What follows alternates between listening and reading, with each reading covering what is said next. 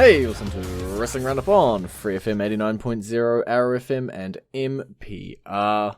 As always, I'm Grady, and live on Skype we got Josh. Hey. We have a lot to cover from this past weekend. NXT Takeover War Games, Survivor Series, and then even some Raw stuff that's quite important and we can't skip over either. But we're going to kick it off with War Games. So the pay-per-view opens up with the first ever women's War Games match. Bit of a last minute change as Mia Yim was attacked backstage and then replaced by my girl Dakota Kai last minute.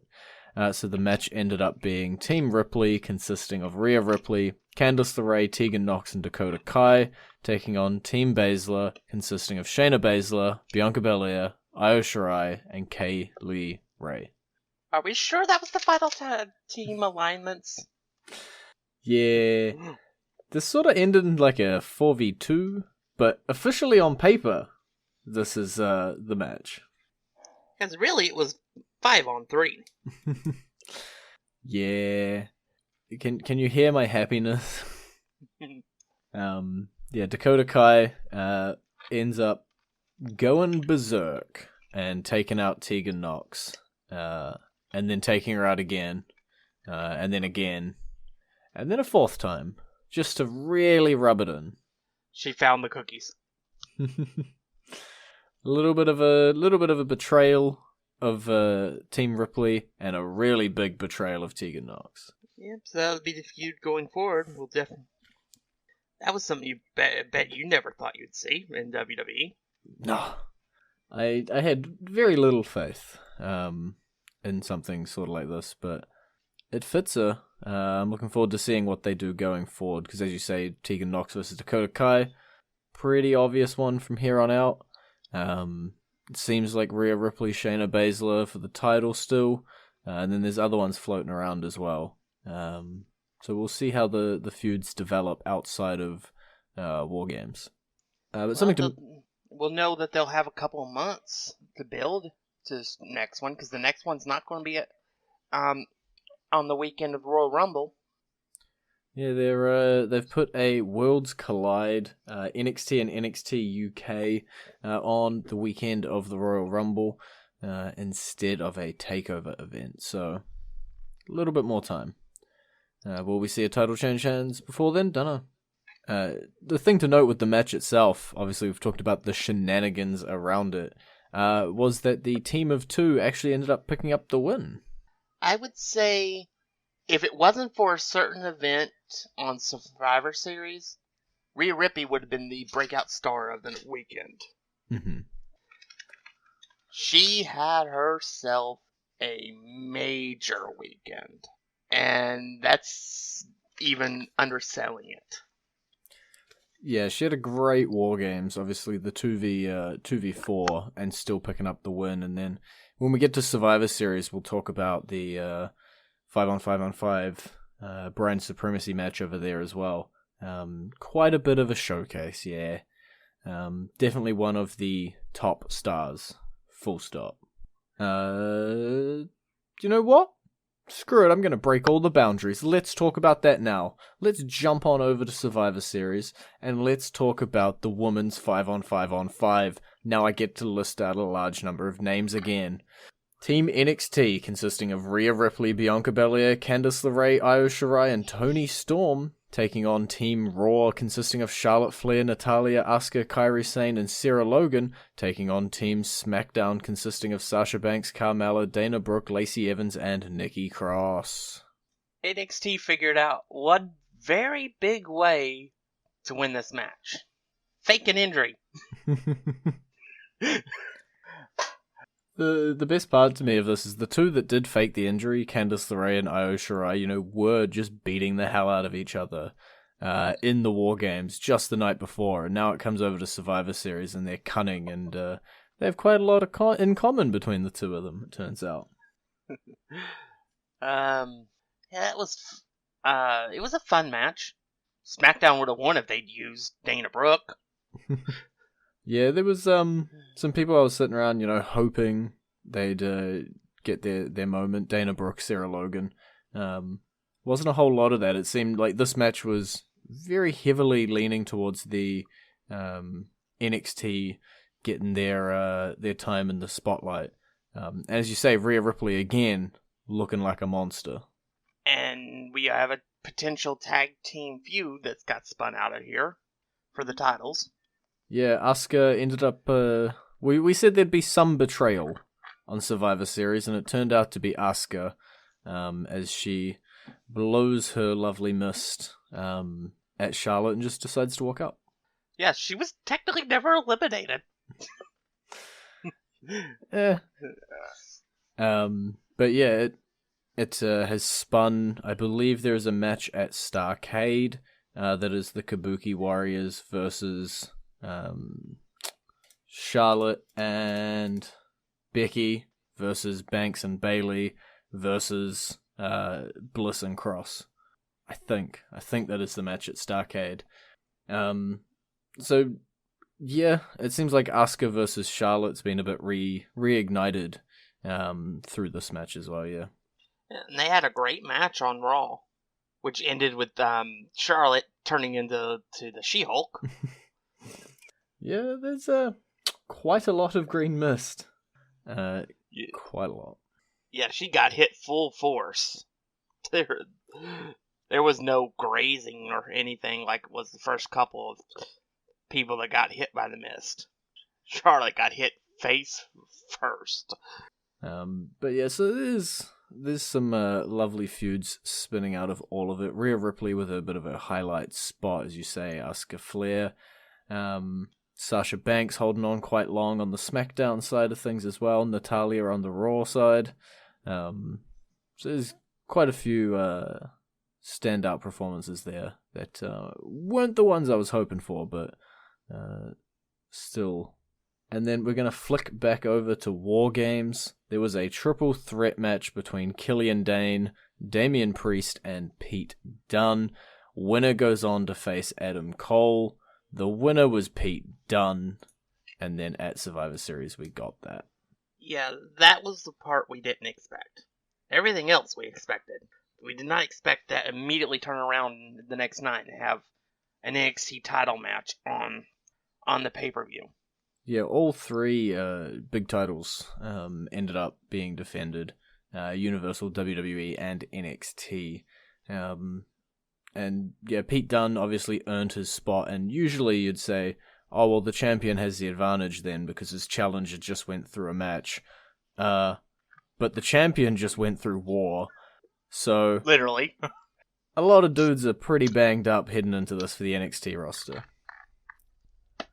But yeah, which was a major storyline for the entire night overall. Yeah, Adam Cole, despite being beaten up the night before, manages still to successfully retain his title. And it was a great match. Yeah, I'm hearing a lot of buzz about this match that I didn't expect. You know, on paper, there was a lot of matches on Survivor Series that could have been great. But talking around to a couple people, Cole versus Dunne was sort of a sleeper hit, where I think people are just talking about it because they might know the names, you know, if they don't follow NXT religiously. But they put on quite a good show for the people. Yeah, it was my number 3 match of the night. Okay, you have them all ranked, do you, or just the top 3? Just have a top 3. Okay. So yeah, Josh's number 3 match. That's high praise. But to be fair, on what ended up being such a great card, is actually quite high praise.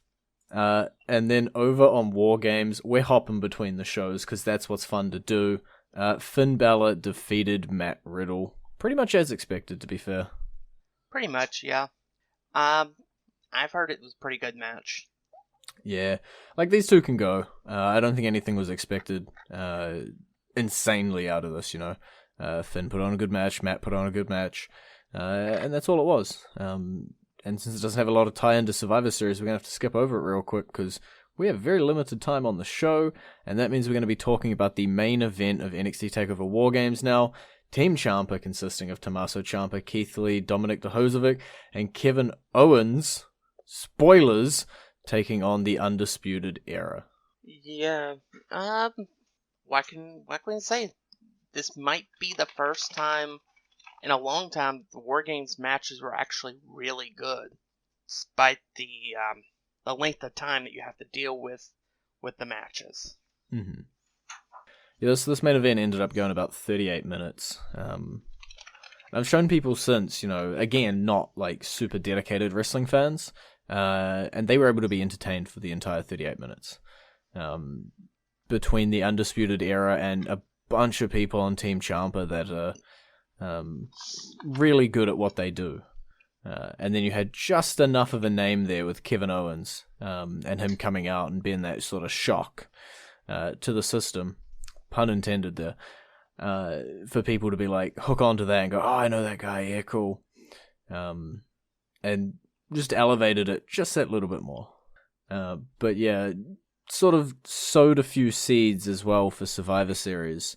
Obviously, Kevin Owens on Team Raw at Survivor Series already, jumping back to NXT. Maybe he's not as loyal as you'd expect. Dun dun dun. That's my transition over to the 5-on-5-on-5 men's Survivor Series triple threat elimination match. With Team Raw consisting of Seth Rollins, Drew McIntyre, Kevin Owens, Randy Orton, and Ricochet, taking on Team SmackDown consisting of Roman Reigns, Braun Strowman, King Corbin, Mustafa Ali, and Shorty G, taking on Team NXT consisting of Tommaso Ciampa, Damian Priest, Matt Riddle, Keith Lee, and Volta. Number 2 match of the night. Convenient ordering from me, and completely accidental. It was a really, really good match.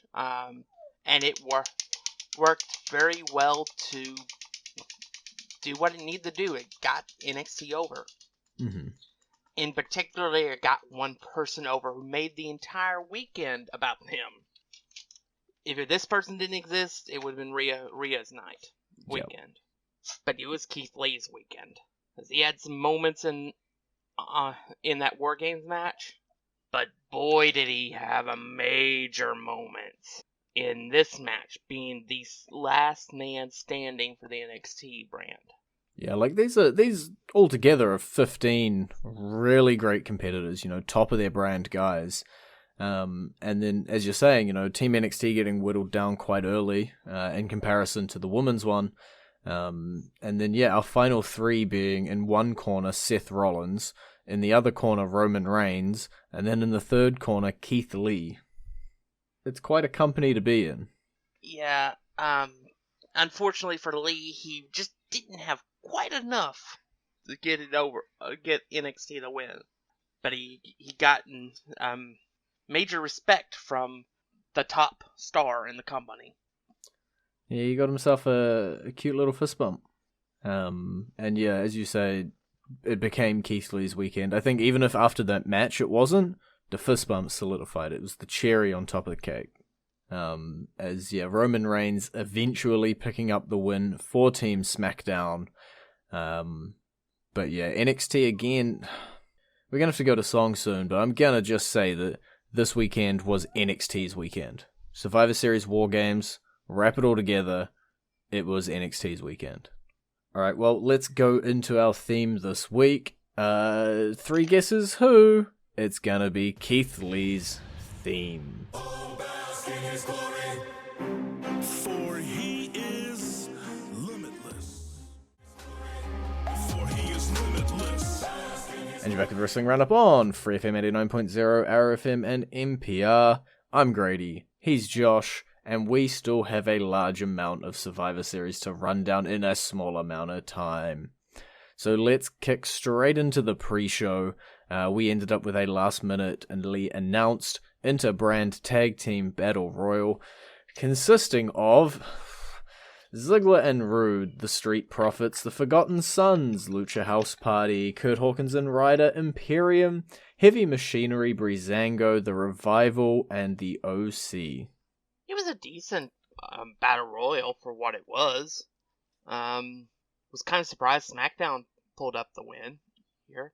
Yeah, no, I was looking at all the teams, and it feels like there was a couple there that were really strong competitors for picking up the win, whether, even if it was SmackDown, some guys like Heavy Machinery, quite over, it's a pre-show match, throw it their Yeah, way. but when you're got big guys on a team, or in the match itself, 99.9% of the time, they don't win. It's true. Because everybody figures out, oh, we can't get him, unless we work together to get this person out, we can't win. Yeah. You also got the OC from Raw. Could have put up a good show there. Imperium from NXT UK had quite a short appearance. But yeah, it ended up being Rude and Ziggler that was a theme of the night for Imperium. Yeah, shh. Don't make me sad. We're not allowed to talk about that. Ziggler and Rude picks up the win and makes it 1-0 for SmackDown. The first and last time they ever had the lead. And then we get another last-minute announced match, the NXT Cruiserweight Championship on the line in an interbrand triple threat match. Lio Rush defending it against Akira Tozawa from Raw and Kalisto from SmackDown. Yeah, it was a good match.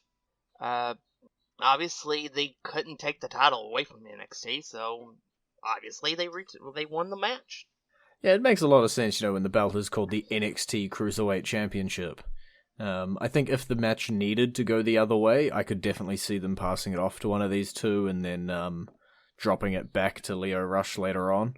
So I don't think it was outside of the cards or anything, but it was very unlikely, yeah. And that brings the score to 1 SmackDown, 1 NXT, and 0 Raw for about maybe 20 minutes, because we then ended up with our Champions Triple Threat Tag Team match, the Viking Raiders taking on the New Day, taking on the Undisputed Era. And the most predictable match of the night goes to this match. We all knew the Viking Raiders were winning. Yeah, what we didn't know was this is the only match Raw was going to win all night. Yeah. The Viking Raiders, they got to wear that badge now. Similarly to the New Day last year, I think it was, when they won on the pre-show and it was sort of ignored. Or someone ended up winning on the pre-show. The Viking Raiders, solo winners for Raw. Undisputed Era put up a good show again, despite being battered and beaten. It was a good match. All of the three teams seemed to bring it. It wasn't chaos for what it could have been, given there being so many guys in the ring. It was quite well contained. And also, quite predictably, leaving us with the score at the end of the pre-show at 1-1-1. How convenient. It's like the pre-show never existed. Let's talk about the non-scored matches, just so we can get those out of the way. The Universal Championship match, it was Fiend versus Bryan. It was a good match. It was a really good match. It's short. I'm kind of still weirded out that they're still using the red light instead of a blue light. I mean, the title was changed. They should change the color. But overall, it did what it needed to. I feel like the feud is going to continue a little bit, but it got Daniel Bryan closer to where he was prior to his Planet's Champion character. Mm-hmm. And the Fiend is the Fiend, and that's all you can say. Yeah. I don't think anybody went into this match expecting Daniel Bryan to walk out Universal Champion, so nobody's all too surprised at the result. But yeah, as you say, Daniel Bryan had a good showing given what he is going up against, the Fiend being this sort of unstoppable monster. We also had another match. The WWE Championship was on the line in a no-holds-barred match. Rey Mysterio taking a shot at Brock Lesnar. This was my number 4 match of the night. It was really good. And I think they really sold the idea that Rey could have actually walked away with the title. They had me believing. And it also left me with I want to see Dominic versus Rey. I want to see it now. Because I think it'll be really special. Especially if that ends up being Rey's last match. Mm-hmm. Yeah, I was watching this, and there was definite point in the match when Ray piled on top and Dominic piled on top that I was like, they've got this. They've just won. And so they really sold this match as, they story told the whole way through it. And Dominic's inclusion, you could have seen it coming a million miles away, but it was still done well. Yeah. And it was like I had said when I gave the setup for them to actually win the title. I said Dominic would get involved and help him win the title to set up an eventual turn later on in the storyline. Mm-hmm. But now things have changed a little bit. Yeah, Ray didn't win the WWE Championship, but something else happened. Yeah, you got your prediction right, to be fair, Dominic would help Rey Mysterio, and Rey Mysterio would be a champion, yes. Those two things just happen to happen 24 hours apart. And I guess we need to transition into the triple threat match, because there's something we have to talk about that happened on Raw. And we can't do that while a certain person isn't the champion if we talk about that event. That is correct. We've got so much to do. Roderick Strong versus AJ Styles versus Shinsuke Nakamura. Match of the night. Is this why you wanted to do? Like, just go to this one so I can say match of the night and we can move on. These three absolutely tore the house down. And I was shocked at the outcome of the match, because I did not see NXT winning this match. No, they would have been my third pick. But Roderick Strong stole the win from AJ Styles, who was at the time the United States champion. Who said so? Basically, Roderick Strong sent AJ Styles into a downward spiral, because the next night on Raw, he lost the title to Rey Mysterio. Can you blame him? To be fair, yeah, Rey Mysterio, brand new United States champion. We'll definitely have to see where they go from there with that particular title, and who manages to take it off of Rey. But I honestly, I don't want to see the betrayal anymore. I just want to see them play out the story. Rey lose the title to whoever he loses it to, and he says, I have one match left in me, and I want it to be against my son at WrestleMania. Mm-hmm. And then he can ride off into the sunset, and we get Dominic as a potential star. That's touching and loving, but you're gonna get the betrayal, I'm sorry. I've looked ahead into the future, and 99 out of 100 times you're gonna get the betrayal. It may not be what everybody wants, but I think when you're looking forward and you're playing what's the most likely outcome, that's the case. Whether it's for this title or later on or whatever, I don't know. People were picking the betrayal back when, Rey Mysterio was going to hold the WWE Championship. Same thing. I feel like we've just slightly switched it out to the United States title. But we'll talk about that a little bit more next week, maybe, when we have a bit more time, because we still have some matches on Survivor Series to talk about. Now I got to run down and see what we've missed here. Team NXT won the women's match to bring the score to 2-1-1. Then, as we said, Roderick Strong won to bring it to 3-1-1. And then Team SmackDown won the men's 5-on-5-on-5 to bring it to 3-2-1. And then final match of the night, the Women's Champions Triple Threat match. Shayna Baszler taking on Becky Lynch, taking on Bayley. This was, for the talent that was in the ring, this was a boring match. Ooh, that hurt. This was not a good match. I don't know what it was. Maybe it was just they just didn't click because they hadn't had much time to work together. I don't know. Yeah, obviously we had a lot of triple threats. And as you say, chemistry is pretty important. If you're putting three people together and the puzzle pieces don't fit, then the puzzle pieces don't fit. Yep.